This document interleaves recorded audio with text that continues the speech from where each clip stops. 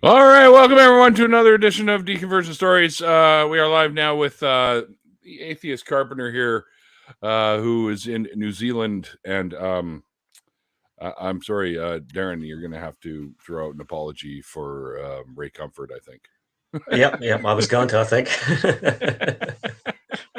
The Banana Man himself. The Banana Man, yep. Unfortunate. Welcome to the show. Yeah, welcome to the show, man. Appreciate thanks for having me. Coming on here and doing the show. My friend Michael was the one that put us together, I think, and made a connection for us, so you'd be able to do this.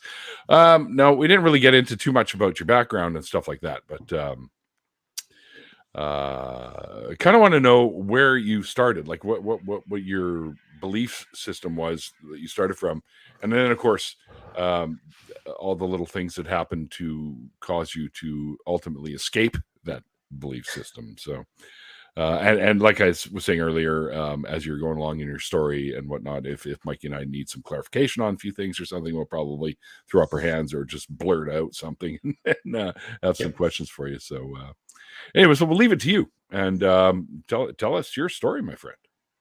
Right. So I grew up with an Irish Catholic family. Okay. Yep. So and didn't expect that. Don't know what I was expecting, but didn't expect Irish Catholic. No. Well, and Irish Catholic, it's I guess it's its own flavor of Catholicism. It's yes, we like to say it's paganized Catholicism. Most of them are. Yeah. To some degree. There's a lot of belief in like little superstitions that are, I guess, strictly not Catholic beliefs, but because you're Irish, you get to keep both.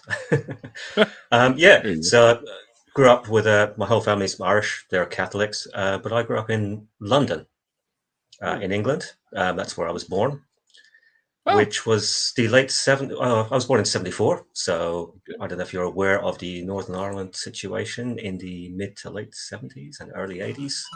Yeah, not so much fun to be Irish. In England. Isn't the song Zombies by the Cranberries a little to do with that? Yeah. Quite a lot. I guess the fact that the whole family was in England as well meant that you were a bit more together with all the other Irish people. So it sort of, right, I guess, reinforces the whole thing. Here's a great question, but it's not Australia, tons of mice. It's New Zealand, but does God swirl down the toilet counterclockwise in Australia? Coriolis effect, I think they call that, isn't it? Yep. Sorry, what was that? Oh, yes. There's a boob joke in there somewhere. I just can't find it. We'll go on. Yes, that's the usual Catholic stuff, I guess, I was growing up with.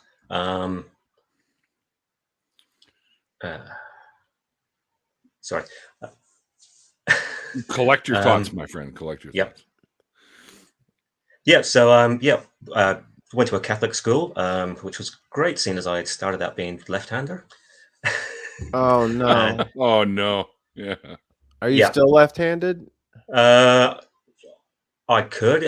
write with my left hand if I put the effort in, but I just don't because sort of been trained to use the right, and now I have terrible handwriting, so that's awesome. But in general day-to-day work and things, I'm pretty much ambidextrous. I flip things around, so either whichever's easiest. You actually garnered a skill, I guess, out of that. I guess so. Yes. Because I would naturally just sit there to start writing left-handed, and I was told, no, you have to put that hand behind your back and use the other hand. At 4 years old, you just do what you're told. You know what I mean? I couldn't even imagine, like, if I had to do that for like a full day of work, just put my right hand behind my back and force the left.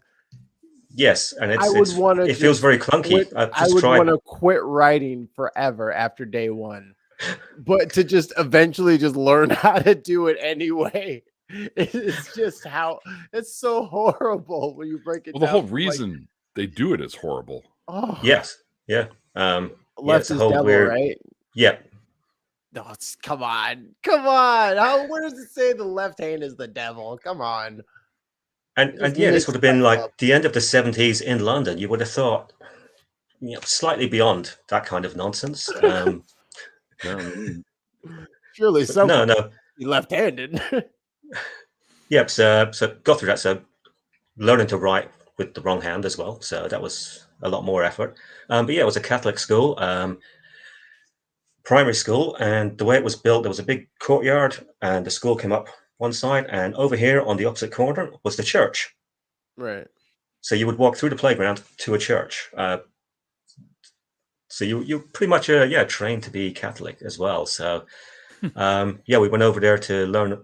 There was a priest attached to that, and he would come into the class and tell you everything. And of course, you were getting stuff from the family as well.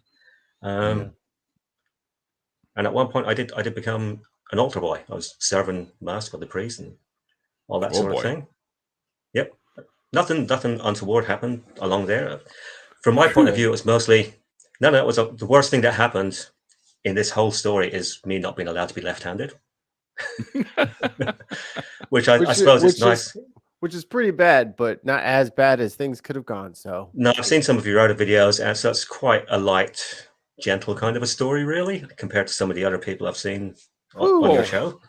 We've had some pretty heavy stories, but I do want to know something real quick before you carry on. If you say that was the lightest part of it, like, were they in the Catholic school? Were they anti-science? Like, were they teaching you things about evolution, or were there other things they were teaching you that were counter scientific? I can't really remember. Like I say, this. I know. I get it. I have enough time. Yeah, it's a long time. I'm 49. I'm 49. We're talking. Well, 45 years ago now. So it's. I didn't notice it, but a lot of it, like I say, there was a lot of instruction within the class itself. It was, like I said, there was a priest attached to the school. There was assemblies where you would go in the morning, or I can't remember how often, but generally you'd be brought to the main hall all by class, and you'd have a talk from the headmaster or, whatever was going on. Mm-hmm. I believe at one point we had some people in, and I'm not sure why I always remember this, from the charity belonging to Mother Teresa. Oh, okay. There was some nuns who'd worked with her, and we were actually brought in the day before to have a practice assembly, whereupon we were told how we were going to behave at the real one the next day. Gotta love it. That's typical of religion anyways. Yes. So we behavioral control. Yep. I believe that was probably the only time that actually happened. But yes, before these guests came in for the next day, everyone was brought in and told, this is how this is going to be. All right, guys. Today in class, we're going to practice being quiet when our guest comes tomorrow. Yep. So, and this is why it's such a wonderful guest. And so we got this day, and then the next day we had to stand there and listen to it, and sing the hymns and all that sort of thing. And then they came out and told us almost exactly what it was and how wonderful Mother Teresa is, or was. I'm sure she was. Mm-hmm. I think we all know. The truth is out there now. Yeah, I mean, if those hospitals were that great, she would have happily spent the last few days in one, wouldn't she? Right. But oh no. She never went to any of those fucking places that were set up under her name. She would go to actual hospitals. Yes. Get actual treatment instead of the bullshit they used to put from medical professionals. Yes. Yeah. Someone with a degree, perhaps. Yes, and not a theology degree either. Right. Yes, an applicable degree. Gangster Teresa. Yeah. So by the time I'd gone through a few years in the Catholic school, I was going for the First Holy Communion, the confession thing. I was working I was acting as altar assistant or servant or whatever it is. Yeah. I'm going to say that most of the attraction for that for me was just so I could see that little room in the back. It was serious room. Yeah. You had to know. Yeah, I was a bit. What's behind the curtain? So even at that age, I was just intense curiosity, and and the fact that there was something going on over there, and most people weren't allowed to see it. So it's like Right. that was the real attraction, I think, to me. And then, so this is all in South London as well, which is the poor sort of parts as well. Sure. And Is then that when we were around, Is that Sussex? Sussex is slightly outside of London. Okay. If you want to look somewhere up, I think we were in Camberwell, which is near Peckham, Brixton. You may have heard of Brixton. Oh yeah. Okay. Peckham, I heard of, yeah. You must be I haven't familiar been to with London in a the long time, so Bob Marley song "Electric Avenue" was actually written about a That's- street in Brixton. that's Eddie Grant, not Bob Marley. Oh, Eddie Grant. Sorry. Yeah, but yeah, the song "Electric Avenue" was written about a street in Brixton. I've listened to a Bob Marley version of that. That Yeah, might me be too. that might be pretty good. It might be all right. Oh, there you go. Weird side story to that, though. I remember as a kid, we went down to Whatcom County to go water skiing in one of the lakes down there. And as we're turning onto this road, that song came on the radio. And the road we were turning onto was called Electric Avenue. The truth is out there. Proof of Yeah. God. Well, we all look at each other going, no fucking way. And we're all like, holy shit, this is actually happening. The hand of God before you. Yeah. The hand of Eddie Grant.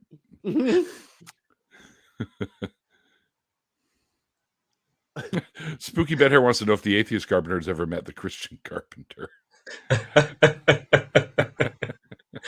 I'm going to say no. Allow me to quote from the play Hamlet, Act 3, Scene 3, line 92. No.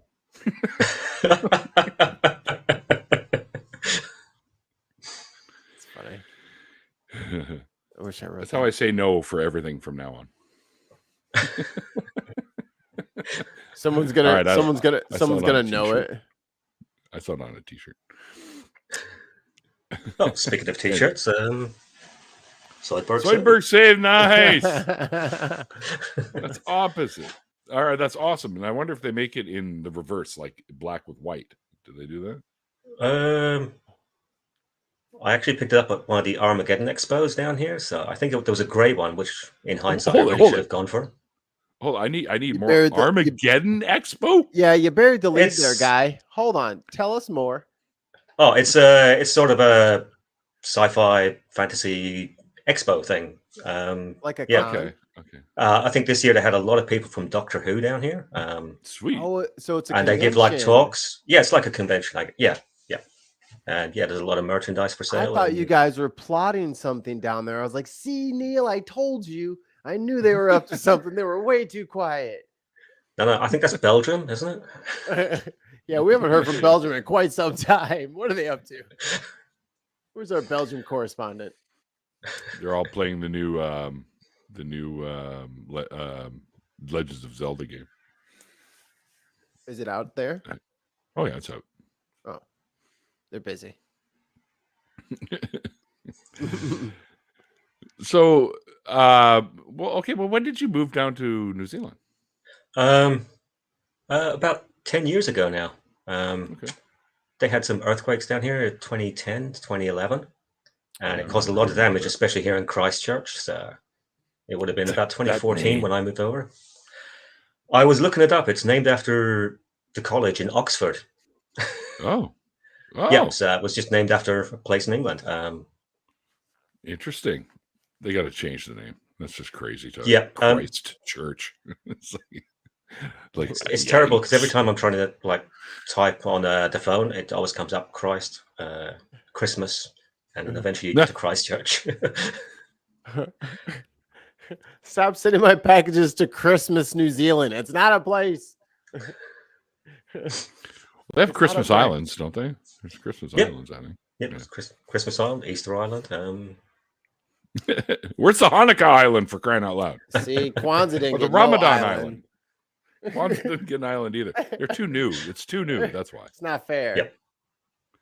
Didn't Kwanzaa come out in what, the 60s or something like that? It We'll take Hawaii. started? Yeah. You sure? You That's sure? It's a that's big Kwanzaa volcano. Island now. Kwanzaa Right. Island? Yeah. That's more island. There's more island being added to the island every day, Neil. It's a feature, not a problem.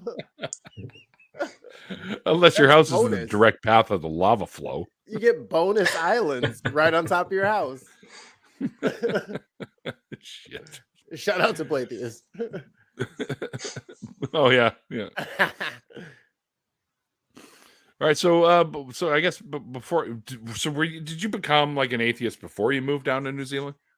It was just a very gentle, slow decline into atheism, much like Crowley from Good Omens. Didn't so much fall as saunter vaguely downwards.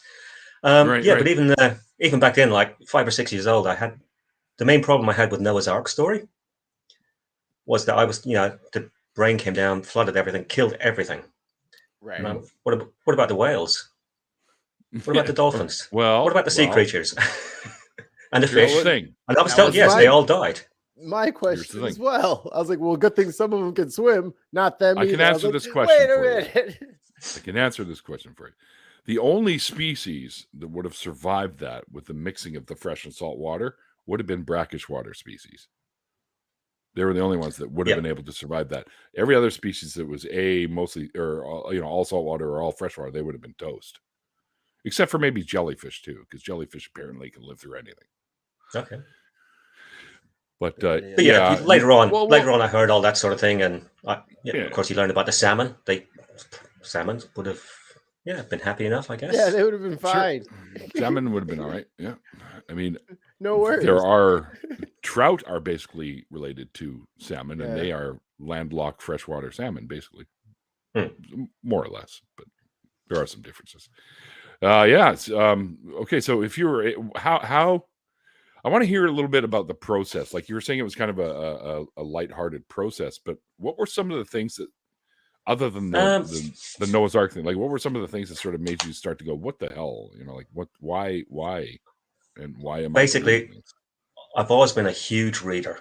It was just, big mistake. Like a big. The way people smoke cigarettes, like just constantly smoking. That was me with books. Like from a very, very young age, as soon as I could read, I was reading books? all the. No, the way people smoke, like chain smoking. To me, just books. Chain reading. Okay. He would take his. I got you. So Neil, what he would do is he'd take his bookmark off of one page and put it into the next book to start chaining it together, and that way he could just go right into the next book. Well, no, you just get 2 books and you just use one as the bookmark for the other. And I have done that in the past. Oh my, that's kind of genius. Yeah, it is actually. Oh my god. But when I was very young, I loved the folk tales, the fairy stories. So I sort of went around reading up as much of those as possible, and that sort of somehow vaguely led me into mythology. Mm-hmm. Of course. Yeah, sure. Yeah. It's like I love all that folk stories, Grimm's fairy tales, and I ended up picking up older and older versions of the Grimm's fairy tales. So until you get to the really good stuff where it's all sex and violence that the Disney washed out of it. Yes, the dark stuff. Yeah, and then that was just loved all that. And like I said, I went into sort of mythology, and you generally start with the Greek and Roman, and there's a lot of overlap there, and then went into the Norse, and I realized, depending how you read it, it's like the stories are almost similar in some ways. Mm-hmm.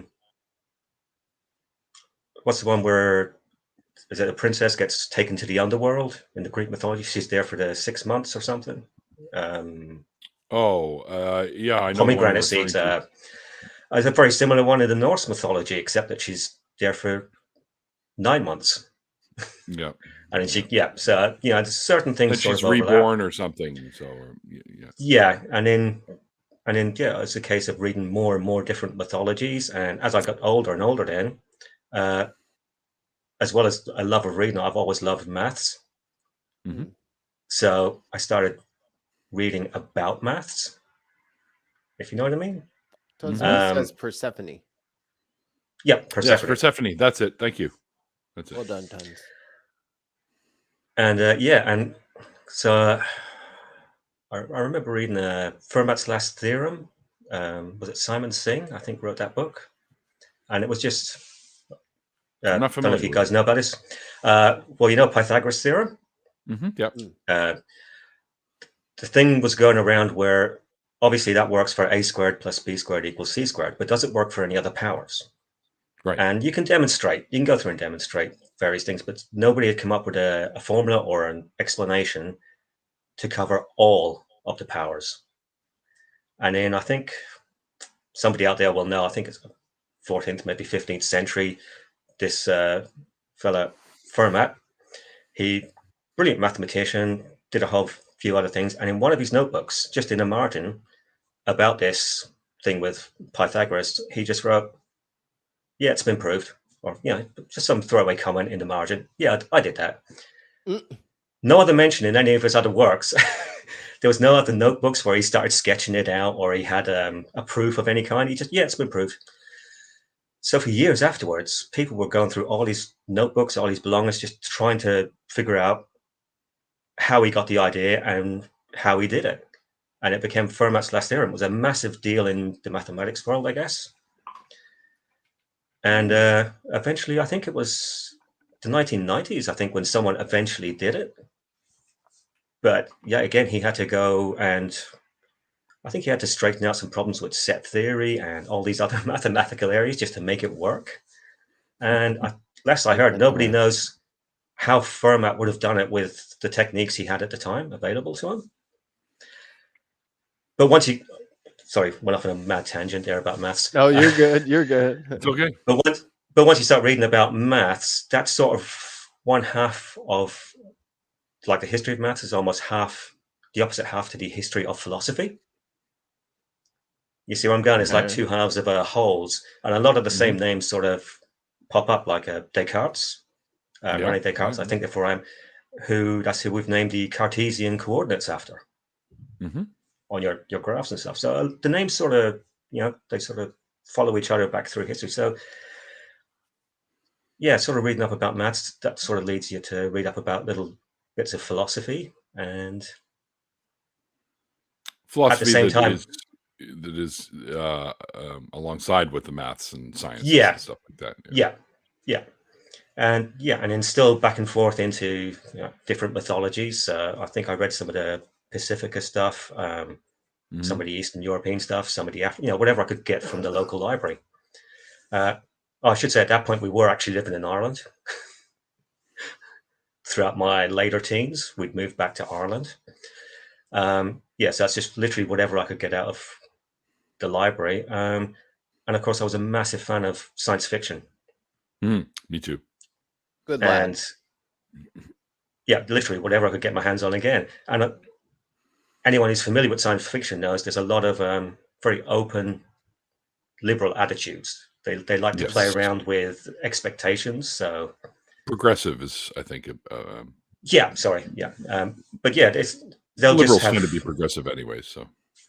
It's probably a better word. Just their characters will, I don't know, they'll live in a commune or they'll be polyamorous. There'll be like 3 or 4 of them in a relationship, and it's not overly mentioned. It's just what they do. Yeah. And it's that kind of So there's all this reading material coming in, and after a while, it's like, you know what?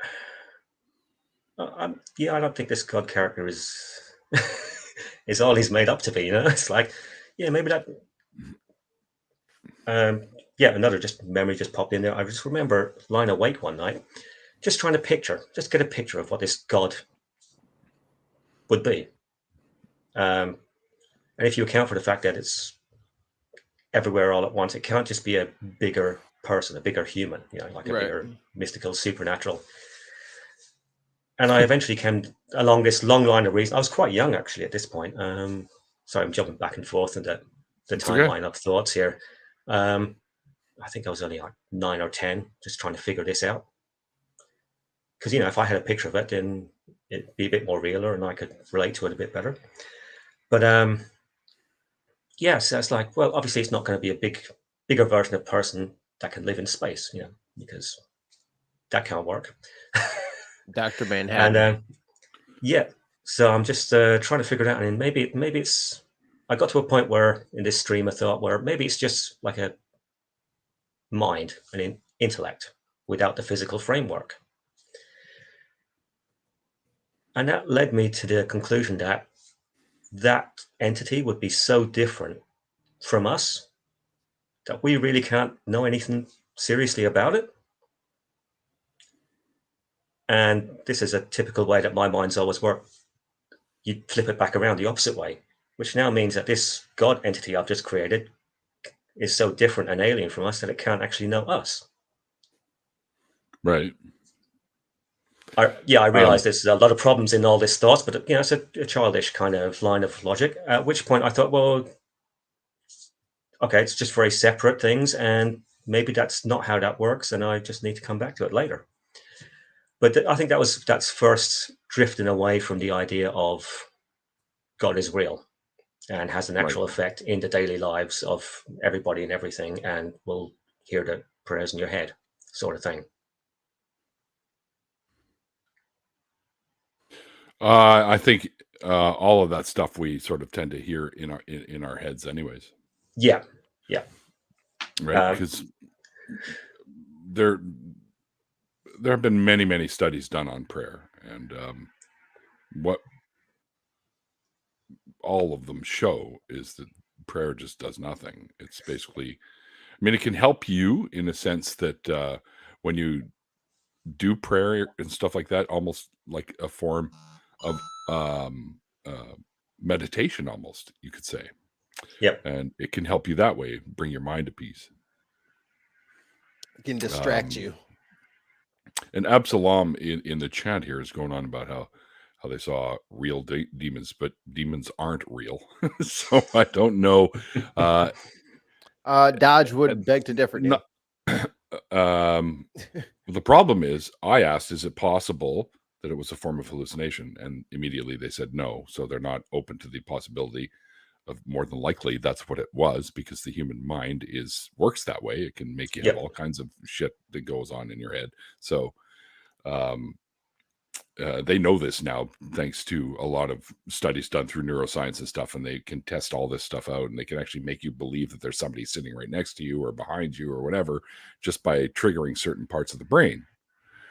Yep. They can also make you lose your ability to speak too, if they want to, by running a magnet over a specific part of your brain.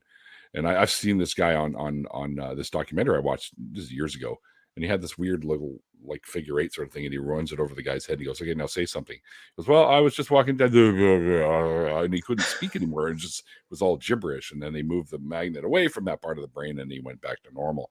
So your brain can be manipulated, and you may not even know. And your brain is also susceptible to hallucination at any given point. So auditory, even olfactory, like your nose, you can smell things that aren't there. You can hear things that aren't there. You can see things that aren't there. And and this is just now a known thing. So that's why they write off all those ufology sort of things of people being visited by aliens in the night as sleep paralysis, because it turns out that that's exactly what it was. And they were having hallucinations during the stage where they were unable to move, because they're in that weird wake period from you when you come out of sleep, stuff like that. So yeah, we do know that humans are quite susceptible to hallucinatory type experiences. Or maybe they did see a demon, and maybe they have some verifiable evidence. My DMs are open at Mikey Famine on Twitter. Just go ahead and send me the photograph of the demon that you saw. Some evidence, you'll convince me. A little bit of proof goes a long way. Yeah, exactly. And you can tell us how it happened all you want, but personal experience is not verifiable evidence. Pixar didn't happen. Anyways, back to the story. What about your family? Like, when you sort of started realizing that you were now a non-believer, and that you no longer had any belief in a deity of any kind, how did they take that, and what was their sort of response to you for that? Well, again, like I say, it was a very slow process. So it was just like moving away from certain ideas, and I am actually quite smart in a testable way. But no, I mean, people are always saying, "Oh yeah, I'm this, that, I'm a genius," but no, I am, and they recognize that as I was growing up. And I'm not saying I am. I'm just saying you get people coming on and they say that they are. You know, I'm in Mensa. So they would have been aware that I was quite smart growing up and that I was always reading. And every so often I come out with a weird idea from here, there, or whatever. So it was just, oh, that's just Darren. I think there was a lot of the attitude of, oh, that's just Darren. Yeah, he'll be right. Plus, yeah, in general, our family, I'd call them lukewarm Catholics. Okay. Once me and my brother grew up past a certain point, it was no longer necessary for us to go to church every week. It was, But yeah, before became then, more you of a guys were personal thing. regular. You were regular. For some reason, it was super important as children that we go to church. Okay. Yeah, so even they though didn't have none to of the- watch you. Yeah, free babysitter. Yeah. Yeah, even though none of the adults regularly went, unless they were forcing us to go. They're dropping you off. Well, no. Once we got big enough, they were able to like just push us through the door. But Yeah. Get in there. yeah, basically. Off you go. And make sure you give all that money to the poor plate. So you didn't come across any weird stuff when you were an altar boy, did you? Like stuff that we hear about nowadays happening in the church and stuff? No. Yeah, and I've been asked that question before, but no, absolutely nothing like that. Maybe I just got lucky. Or you had a decent priest or something. Yeah. Yeah, it could have been any number of things. I was only really doing that for, I think, barely a year, because we moved away out to the countryside. There's a lot of moving around in my story. So yeah, I've been there. Yep. And another part of that is when we moved, like from South London, we moved out into the countryside. There wasn't a Catholic church in the village we were in. There was a Church of England Protestant church, which we weren't sent to because that's them. The other guys. Yeah, Catholic Protestant, yeah, Irish again. So there was a space of about 3-4 years where we just didn't go because it was the wrong church. So I think that might have broken a lot of the habit of going as well. Sure. Oh yeah, for sure. And then there was a lack of expectation to go. So yeah. Interesting. Well, are your folks still believers? You said they were kind of lightweight Catholics anyways, but well, lukewarm, yeah. But sometimes when they need to, they believe more. But I think on some level they might actually acknowledge that. My grandmother, she's coming up on 90 now, so she's a full-on Irish Catholic little old lady. Oh, wow. She loves it. Doesn't go to church, but she'll tell you she's Catholic. And yeah, and no, she seems to believe. Near as I can figure, everyone seems to believe in it. Everyone else in the family. Like I say, my mum comes and goes to it. Sometimes she's a bit cooler on it. Sometimes, yeah, depends what's going on in her life. They still hold the belief in God. Yes. Jesus. Yeah. I think my mum's drifted around like quite a few of her friends where she's living now are pagans. In Ireland. Yeah. So I think she's been mixing with them, and she's okay with the idea of a general kind of God figure in the world. Deistic kind of thing, right? Like yeah, it's a good way of describing it, yeah. Interesting. So I think she's a bit more open to the idea that there's different beliefs and things. So I think she was okay. There was a funny story. We got in. We're in London. I think I must have been in my 30s or something. But so there's me, there's my mum, and my gran, and we're having some kind of conversation. And I let off one of my silly smart arse comments. What you know? Excellent. Excellent, yeah. But my granny came back with she called me a pagan. Oh, he just being a pagan again, sort of thing. And my mum went, no, actually, pagans are very spiritual people. He's a heathen. And there was some back and forth, so there's back and forth about what a pagan and a heathen is. And I just looked over in the middle of this argument and went, I think the word you're looking for is an atheist. And there was a couple of seconds of silence, and then they went back to bickering over heathens and pagans. So we'll pretend we didn't hear that. Well, are your folks accepting of the fact that you've given up the belief and that you consider yourself to be an atheist? Yeah, as far as I know, they are. Yeah, they're all pretty cool with it, and yeah, it's just me being me, really, at this point. Sure. Like I say, it Your was a true long, self, right? slow. Yes, it was a long, Honest to slow sort yourself. of path into it. So, I guess from the outside, it could have been obvious that that's where I was heading. Hmm. Um, That's so yeah, possible. Yeah. I think people have had years to get used to the idea slowly. Oh yeah. Well, atheists have always existed throughout Yeah, humanity. yeah, Throughout our entire time, there have been people that just didn't buy the stories of deities, right? So, yeah.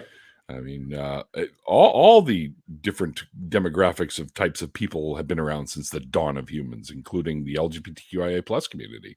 All of Yeah. them have been around since the dawn of time, including atheists, including believers, including just anyone. We've had all the different types of demographics of people along board with us since the dawn of human civilization. Yes. So Even left-handers. even Even left-handers, yes, those lefties. damn evil left-handers. Jeez. So you're gonna open up a store called Leftorium, or Only lefts. yeah. Ooh, it'll be called Southpaw. Oh, yeah. Southpaw. Oh, nice. There you go. So, how did things change much for you moving to New Zealand? Did you find that people there were a little bit more religious, or were they a little bit more secular kind of? It is very much a secular country. I think we just had a Yeah. census. I think in the last one, something like just under 50%, something like 48% registered as no religion. Wow, that's almost half the population. That's amazing. Yep. It's a population of 5 million, so that's quite a few. And I think the next biggest was Christianity at 30 something, 36, 37% of one kind of Christianity or another, I assume.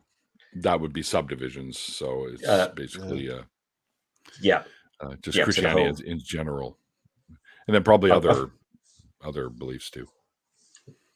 yeah, I've just sort of started thinking of it as the Christian spectrum. Yeah. So anyone who involves Christ in their belief in a major way they're on the spectrum, you know. Yeah. They might be Catholic, Protestant, Episcopalian, or whatever. But yeah, they're in there. Seventh-day Adventists. Yep. And we do have a lot of churches around, which is interesting for a country that's half non-believer. Yeah. Or non-religious. I shouldn't say non-believer, because some of the Non-religious. people that identify as non-religious still have a deity belief of some kind. Yeah. And quite a few people did put down Jedi, but I think that was lumped in with other. I love that. I think that's great. I'd do the same thing if I had the opportunity. Oh yeah, I'm a Jedi. I'm a Mandalorian, actually. Well, yeah. Yeah. That helmet that I bought, you remember, Mikey, the Mandalorian helmet? Yeah. I didn't realize it at the time, but it's kind of made like some sort of plaster, so it's starting to look like shit. So I think I'm going to actually order the Black Series Mandalorian helmet. Is that like I think it's Kenner. It's the one that's got the little light on it, but you can take it off. But it's got adjustable inside, so it can actually fit my gigantic melon. So there you go. I think I'm going to order that one instead. It's $230. Oof. Yeah. Better than the one I got, which cost me about half that. So I want the whole suit. We'll talk I kind of do too. But that's not cheap either. No. And I'm not skilled enough to make anything worth wearing. Yeah, no, me either. I've seen a bunch of the helmets on like eBay and shit like that, but for all the reviews that you see, it's like, this is garbage that doesn't even look. It came warped, and because these guys are making them themselves, I guess, and they're attempting to make them look like the helmets. Anyways, we're totally off topic here, but this is some shit we could talk about in the after party anyway. So yes, yep. So I was going to say, along with. Oh, go ahead. Oh, I was going to say, along with all the other reading, yeah, I went through a phase in my teens where I was like into ghosts, UFOs. Me too. Cryptozoology, yeah. The unexplained. And again, yes. Yes. So I think that was part of that, moving away from religion. But what else is there? Is there anything else out there? It's like, right. If not this, then what? That sort of thing. So when will it be the aliens? I know it's not the aliens this time, but when? So yeah, Well- all that sort of thing as well. Well, hold on. Do you think that there are aliens out there somewhere?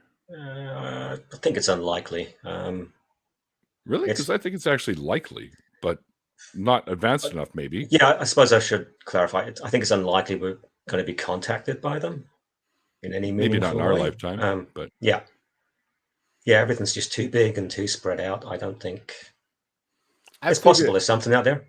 I figured there's tons of cool stuff happening, and we're just not part of it. it's possible too. Like, you know what I mean? Like on the other opposite end of the Milky Way, they got their fucking flying cars and fucking, you know what I mean? Like they got their shit together over there on that the brighter side of the galaxy. They got their shit together. We're just over here fighting and shooting each other. In Like the Delta that's all- Quadrant. Yeah, over here in the delts. This is the bad side of the tracks. What did Douglas Well, Adams call it? The unfashionable Western spiral arm? Yeah. We're in the like trailer park part of the fucking galaxy. I think knowing now what we know about extremophiles and the ability for life to pop up in some of the stranger places that we didn't think could happen before. I think the probability of there being life in some form, and it doesn't have to be intelligent life like us, it could be microbial for all I care. It's still life. So I think the probability of life being out there is high, but is it at our level or higher? That's the part where I'm like, well, we have yet to see any evidence of that. However, there is evidence of organic proteins and organic molecules that come in on comets and asteroids and stuff like that. More so, the asteroids are basically just melted comets anyways, but for the most part. But there have been, and there's evidence of these amino acids and other things like that have come in on these rocks. And, you know, that kind of lent credence to the panspermia hypothesis about life being brought here from comets when water was deposited and stuff like that. And the correct chains of molecules and chemicals were abundant, and under the right circumstances, life was able to take hold and evolve here. So we could technically be aliens if you think about it. But I knew it. I think the probability is there, and I think it's a high probability at the very least in microbial form. So, and we will find out, because we have plans of doing all kinds of little trips to things like Europa, Titan, stuff like that, where we can see if there's any evidence for microbial life of some kind on these worlds as well that hold water or something akin to water that we now know life could evolve in, like the methane lakes and stuff on Titan and whatnot. So yeah, we will find out, I think, at some point. And I think we will find out that we aren't the only life in the universe. But is it spaceship driving fucking, colonies like in Yes. Enterprise and Yes. and all these other wicked books that I'm reading about and stuff Absolutely, like that? yes. Is that possible? Well, I guess it's possible, but we just haven't found any conclusive evidence to that. And they're gonna come save us. Yeah, no. If they come here, trust me, it ain't going to be to save us. It'll be to take over what we have. Please save us. I think it was it Isaac Asimov that said the most likely scenario if aliens were to come here.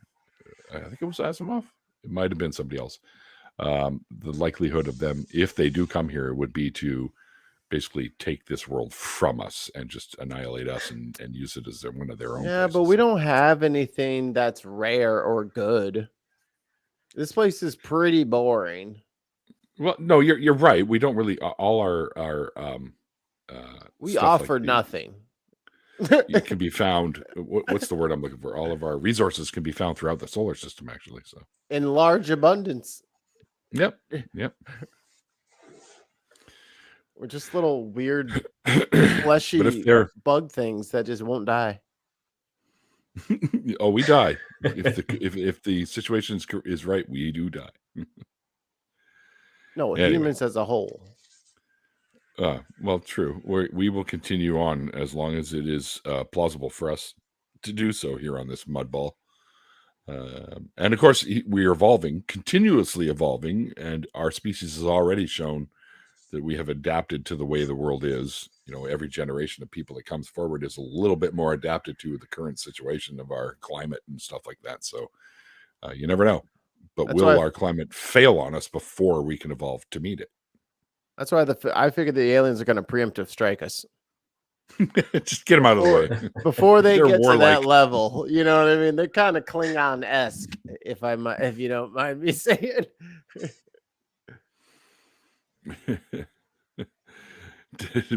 Michael Earhart says, "Did Jeebus live and get crucified and die on all the alien planets?" And Todd says, "Yes."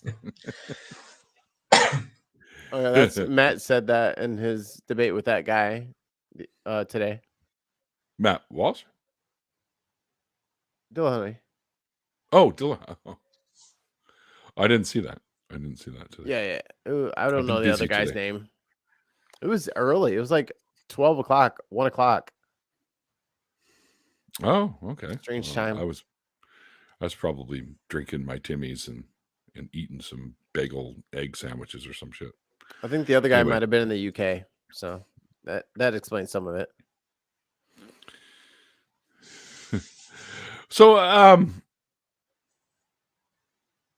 you mentioned that all the churches there, and yet half the population they're not religious. I find that fascinating. Do you have possibly it was just left over from when people were coming in the 1800s and stuff? But yeah. But I kind of want to know: are there people in your life that are still religious, and do they try to influence you to sort of come back to the church, so to speak? Or no, if anything, I influence them. My current partner, when we met up, she was big into the spiritualist church, mediums and so forth. Oh, good Lord! Oh no.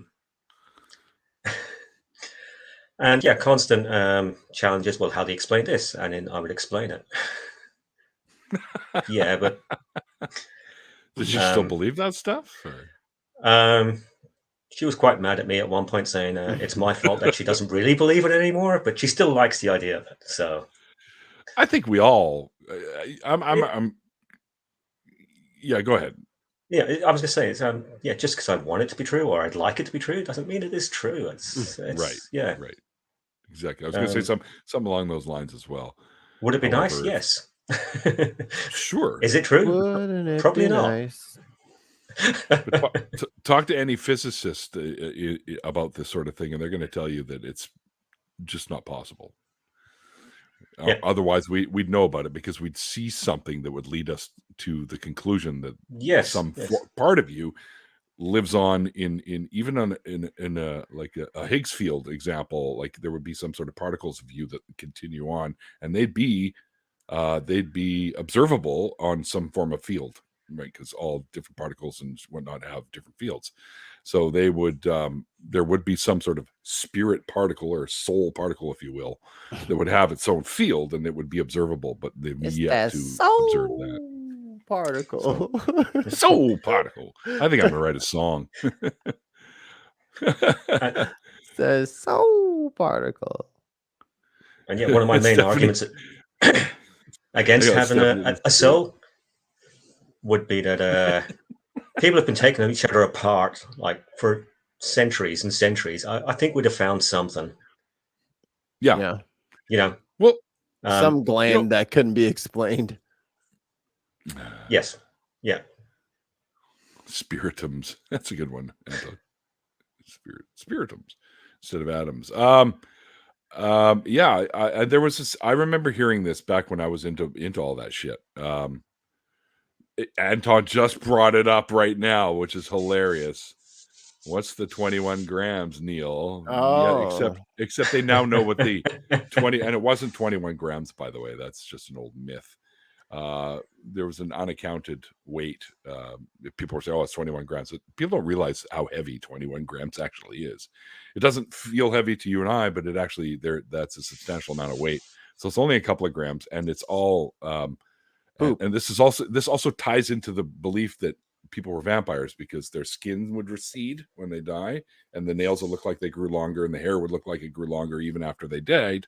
It's water loss. It's all the moisture inside of you that disappears and slowly but surely starts evaporating, and that's what they finally found out was the missing weight from a body after death, or the soul. The soul is, or the soul. Yeah, that's it. the soul. So Neil just proved the soul is water. There you go. You just heard it here first. The soul is water. And water has memory. No. And it's level. I love that one. Water has memory. Oh, does it? Please point to the brain that is required for a memory. Yeah. Where I plug in the USB. Some brain floating around in the ocean.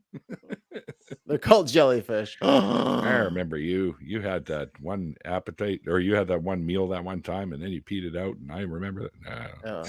I'm just rambling on about nonsense now. 21 grams is 3/4 ounce. Yeah, I do a lot of weed. I know that. Yeah, I know what that stuff is. So. Anyways, well, I guess should we ask him the standard closing question, Mikey? It is time. It is time. So if you could go back in time and talk to believer you, what's something that you would tell you knowing what you know now? Run! No, I just tell me to read more. Read a lot more. Read the Bible sooner is what I'd say, probably. I did read the Bible. I read the Quran, and I read a whole bunch of other religious works as well. The Quran is crazy. It kind of reads like fan fiction for the Bible. Yeah, exactly. That's a good way to put it. There was way too much repetition. I read one after the other, and it was a bit okay. Yeah. Same shit, different label. Basically. Different little side stories and stuff like that. Yeah, it's mind numbing if you ask me, but it's like Babies R Us after Toys R Us. It's like, we get it. Yeah, just read more. Yeah, I tell everyone that everyone should read the Bible. I think I just sat down and read it cover to cover as a book. You don't even need to go and have an agenda. Just see what it says, and that's the way I read it. And yeah. Well, they say actually reading the Bible, Old and New Testament, and any other religious books you like is the biggest contributor to making atheists. Yeah. Because they read this shit and they go, there's no possible way that happened. This is fucking crazy nonsense. Like, what the hell? I don't believe this shit. Oh, look at that. I'm an atheist now. Yeah. Some could read it, not believe it, and still have a God belief. Granted, but most of the time, once that ball starts rolling, it picks up speed as it goes down the hill. Must be that devil. Yeah. Totally. Printing them Bibles, making people not believe in God. Yeah, so it's not surprising that a lot of people turn away from after reading the scriptures of any kind. They turn from that and just go, yeah, no, I can't believe this stuff anymore. So. No, not surprising at all. And it starts right at the beginning of Genesis, where you get the two different accounts of how things were made. It's like, yes. I actually flipped back and I went, "What did I misread something back there?" No, and I just went through them and chapter of the Quran totally different. Chapter of the Quran must have fell in here. Can't stack these books on top of each other. Put them side by side, maybe. That's weird. This is just bad fantasy tales is what this is. Couldn't even agree on fucking endings for characters and shit. Like, this has happened several times. It's like, oh, come on. Or like in some of the Gospels, the same story being told in completely different ways. Right. Different authors and stuff like that. It's like, what the fuck? I said I had that first birth. Oh, God. Why'd you write it? I already wrote it. Well, I turned mine in. So it is what it is, I guess. Yeah. Well, is it the only story the Gospels actually agree on is when Jesus cast the demons into the pigs and they run over the cliff and die? Yeah, something like that. I think that's the only one that they agree enough on that you can agree it's the same story being told by different people, sort of thing. That was sure. Otherwise, yeah. At the pitch meeting, that was the first idea they had, so that's the one they all remember the best. And then the rest of them, they kind of got a little Got a little foggy there. There was a lot of burning bush being passed around. It was hard to remember. Burning bush. It's turning water to wine. It was good. It was a good writing sesh for them. Hell of a party. Yeah. Yeah. This is some of the best burning bush I ever had, man. If that's not a drug reference, I don't know what is. I don't know what is. And this shit starts talking to him like, come on, man, it's right there. They're telling you. I don't know. Drop some of that DMT shit and everything. Yes. Looking like a fractal. Now, I'm in a kaleidoscope. and now the snake is talking. Yeah, I see that now. Yeah. And the donkey. Yeah, it makes a lot more sense if they're high as shit. Fucking. All right. Well, yeah. Fun stuff, people. Yeah, I don't believe any of that shit, you guys. It's absolute utter horse shit, and it's should be read as like it's mythology. There you go, because that's what it is. It's not even original either. It's like ripped off other mythologies. So yeah, and again, once you've read enough areas, once you read enough other mythologies, you start to see where it creeps in. You know, it's okay, that's very similar to what came before. Yep, little bits and pieces from all the surrounding areas, from Egypt, from Canaan, from wherever, like Samaria, Babylon. They all had their influences on what we now know as to the modern day Gospels and Old Testament and New Testament. So, yeah. Well, Darren, I want to say thank you very much for jumping in here with Mikey and me today. Thanks for having me. Your story with us. Yeah.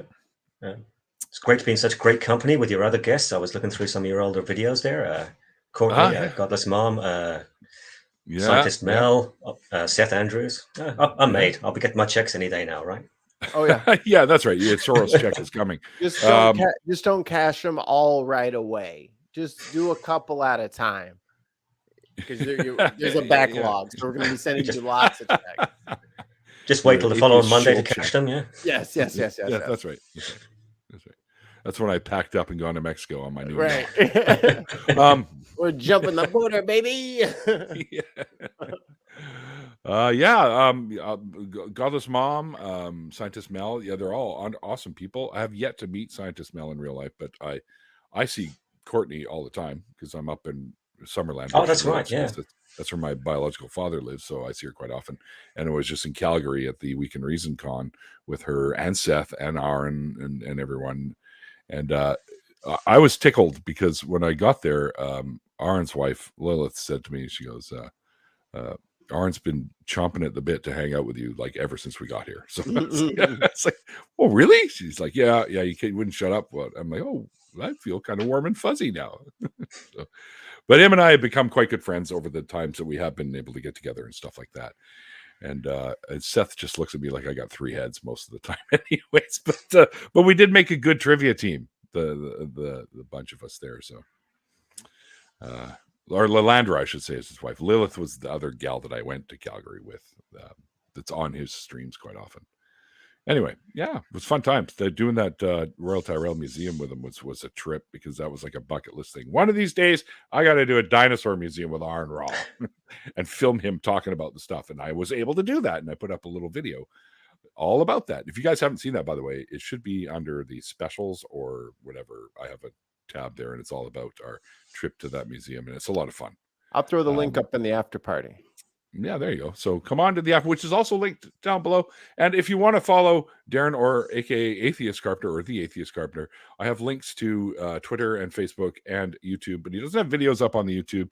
But I'm sure in time we can convince him to put some content out to help the atheist movement just a little bit more. Because everything I think is important to do that. So. Well, he can put this episode on there for sure. So that's one video. Mirror that. Yeah. Cool. Yeah, you could do that. Sure. Done. First episode finished. What more do we have to do? Fucking finish. Give me something hard to do. Well, I kind of want banana pancakes. Is that possible? No, I'm just kidding. I don't know where that came this from. Hour? Hell yeah, I'll eat pancakes anytime. Pancakes and waffles. Oh, fuck yeah, buddy. You're a real monster eating pancakes in the afternoon. That's terrible. I love that shit, man. It's awesome. Oof. Chocolate chip banana pancakes. Brinner is good from time to time, though. but and then you smear peanut butter on them. Oh yeah, baby. Anyway, Peanut butter? oh yeah, peanut butter, on banana, pancakes? peanut butter, and chocolate. Come on, what's wrong with that? Okay. No, I'm a purist. Maple syrup all the way. Thank you. It's got to be real maple syrup. Oh yeah, I'm about to say this Canadian this over the here. real Better skim say some right here. syrup goes on them pancakes. You can put it right on top of the peanut butter. I've done it. Oh, It tastes great. It tastes great. Anyway, this is They'll after put party you- talk. They'll put you out of Canada, Neil. You got to clear that up on air. They'll come after you. I think they're banging at the door right now. Yeah.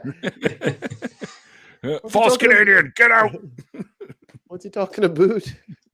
No syrup What's on this those about banana flat pancakes? Here, there, bud, go to Timmy's to get some of them Timbits there. Right? So, and don't eat the last one. You always got to offer that one up to your guests. There is what you do. So, all right. So enough of the silly Canadian accent, which is actually more of an Eastern Canadian accent. Just ask Holly. We are going to get into an after party, guys. So if you want to be involved in that, send Mike or myself a request somewhere, one of the social media outlets that you stalk us on, and we'll get you a link and you can come and hang out. Darren, I'm assuming you're available to stick around for a little longer. Absolutely. Yep. Okay.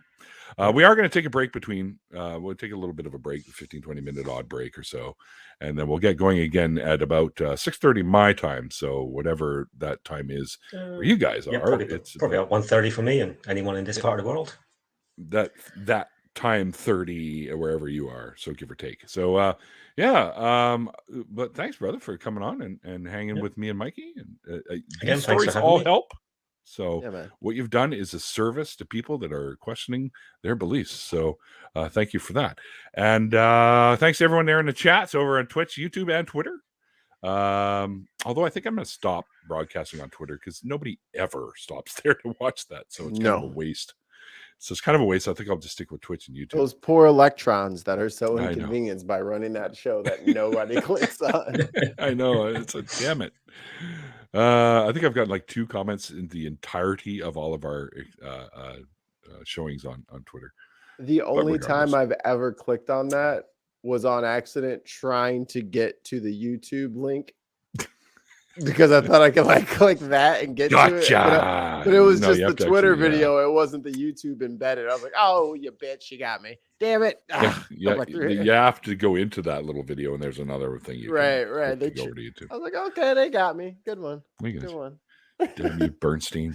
Anyway, also thanks to our wonderful patrons, and we now have members, guys. So if you want to be a member and help out the show, it all helps because all the proceeds, at least for the foreseeable future, are going to this gentleman right down here who's raising a little girl now, and it ain't cheap to raise kids these days. So it's great because I look in there and I go, oh yeah, we made some decent cash, and then I look, oh yeah, that's right, it's Canadian funds, so you can drop like 30%. So I make like $200 Canadian, and it turns out to be like $40 US. And I'm kidding, it's a little more than that. But jokes aside. Would you guys say something in the chat? Would you guys like to see Neil completely fall to pieces? I got no. I got pictures. All right, there we go. Wait, what? There we go. What do you mean? Here you go. Pictures of what? Open your phone. Open my phone. Okay. He's gonna lose it, guys. There it is. He's gonna lose it. Oh, come on, Neil. The suspense. A big smile. Again, that's adorable. She's a little stinker, and she's expensive. Yeah, for sure. Kids are, man. Oh, thanks, dude. Oh, Uncle Neil's happy now. It's all for the kiddos. Absolutely. Lego pieces. I keep all my damn Lego pieces. Tons of mice. First pet. It was a little like a little pink Bowie thing she had going on in the hair, which her little headbands. Cute as hell. All right, that's it. The hair out of her face. She's very busy. Jacques Pulmer says Reese's Pieces. I like Reese's Pieces. I don't know about you. I'll fight ET for Reese's Pieces. Okay, I would have body slammed that little brown alien for some Reese's Pieces, right on his fucking weird goblin head. Would have just smushed him. I had a Reese's Pieces muffin the other day that was delicious. Oh, that sounds good. It was a banana muffin with Reese's Pieces in it. It was really, really good. It ticks a lot of boxes for you. It does indeed. Anyways, guys, yeah, we're done here. We're going to go to the after party. If you want to be involved, like I said earlier, just let us know. We'll get you a link and you can jump in here and hang out with Darren, myself, and Mikey. Do it. And until then, guys, like I always say at the end of the deconversion story, it's like the late, great Christopher Hitchens once said, it's called faith because it's not knowledge. And we'll see you guys next time.